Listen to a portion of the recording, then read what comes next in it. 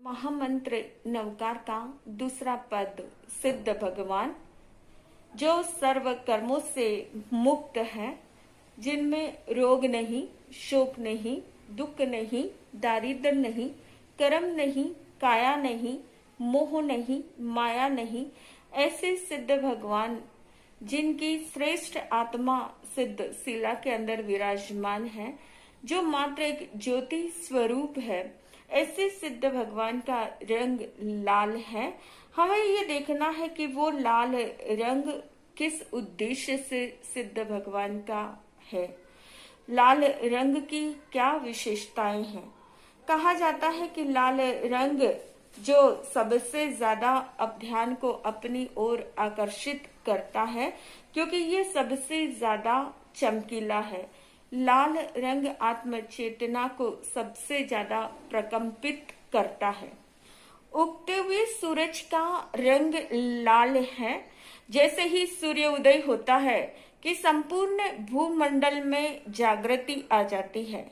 मानव जगत, पशु जगत और वनस्पति जगत सभी की निष्क्रियता दूर होती है, सभी का विकास होता है, सक्रियता आती है और उसी के साथ नव चेतना का संचार होता है।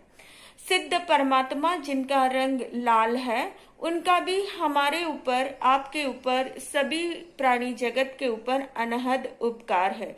एक जीव यहाँ से सिद्ध होता है, तब एक जीव निगोद रूपी जेल से बाहर निकलता है और निकलने के बाद उसका विकास प्रारंभ हो जाता है। और उसी प्रकार से लाल रंग शुभता और शुद्धता का प्रतीक है। हर मंगल कार्य के अंदर कुमकुम का प्रयोग होता है। कुमकुम शुद्ध है, कुमकुम मंगल रूप है, जो उमंग और उत्साह का प्रतीक है। लाल रंग स्थिरता का प्रतीक है।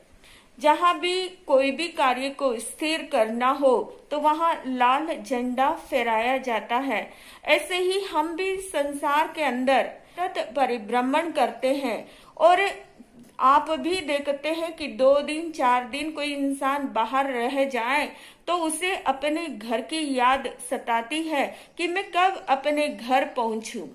हर आत्मा का घर है सिद्धालय, हर आत्मा का घर है मोक्ष, क्योंकि इंसान भटकता रहता है और उस भटकन के अंदर अनादिकाल से दुख पाता ही है। और जैसे ही सिद्ध परमात्मा का स्मरण करे, सिद्ध परमात्मा का ध्यान करे, उन्हें अपने चिंतन के अंदर उतारे, उनके प्रति श्रद्धा और आस्था को रखे, तो हमारा भी भव भ्रमण अटक जाता है, हमारा भी भव भ्रमण रुक जाता है।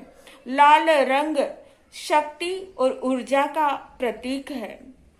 आपने देखा होगा ज्योतिष शास्त्र के अंदर सूर्य और मंगल का हर उपाय लाल रंग से किया जाता है।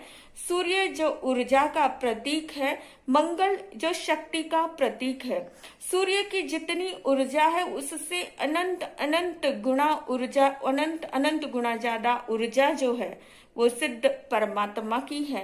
मंगल की जो शक्ति है उससे अनंत अनंत गुना ज्यादा शक्ति सिद्ध परमात्मा की है।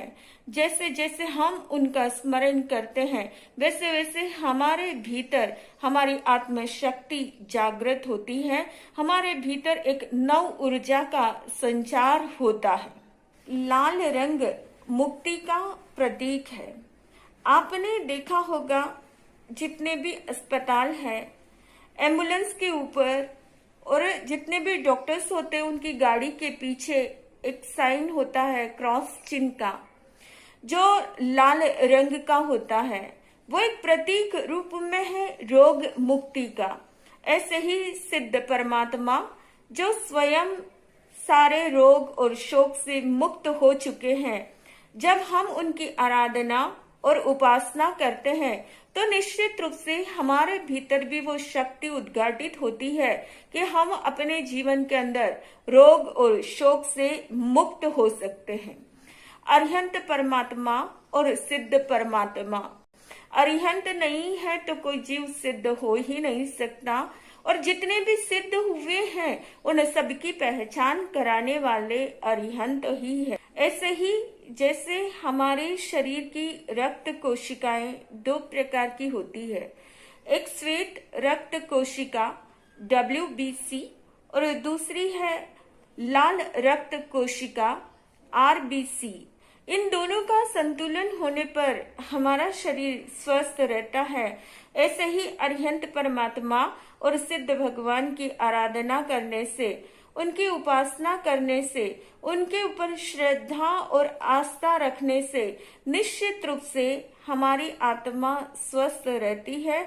हमारा सम्यक दर्शन जो है वो पुष्ट होता है, हमारा सम्यक दर्शन निर्मल होता है, और उस सम्यक दर्शन के अंदर किसी भी प्रकार की मलिनता नहीं आती है।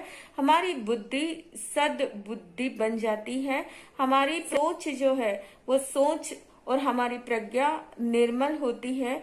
जब भी हम इन परमात्मा की चरण शरण उपासना आराधना करते हैं तो निश्चित रूप से हमारे जीवन के अंदर एक आनंद और समाधि का संचार होता है। तो जो जो भी इनका स्मरण, इनकी आराधना उपासना करेंगे तो निश्चित रूप से अपनी आत्मा को स्वस्थ और प्रसन्न रखेंगे। इन्हीं शब्दों के साथ ओम शांति।